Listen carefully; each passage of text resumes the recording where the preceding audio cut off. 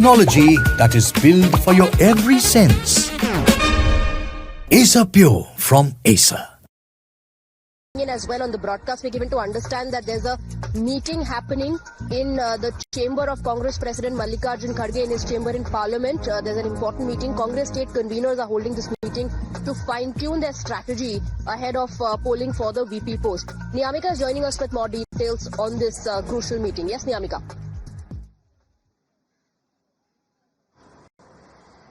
Well, this is a big test for the opposition unity, as well as 324 are the total number of opposition MPs who they are expecting that they are going to vote in support of Mr. Sudarshan Reddy. But the responsibility was being given to the state conveners by the Congress party, and that is the only reason why this crucial meeting is currently taking place inside the Parliament premises at the chamber of Mr. Mallikarjun Kharge, where all the Congress state conveners are basically fine-tuning the strategy for the VP elections. They have to make sure that all of the member of parliaments from the opposition side, from the Congress party side, should be present within the parliament today for polling, and that is the only reason why it is not just a test for the unity of the opposition parties, but also that what kind of strategy they are preparing. Because on one side they are saying that they might get some votes from the other parties who are a part of the NDA.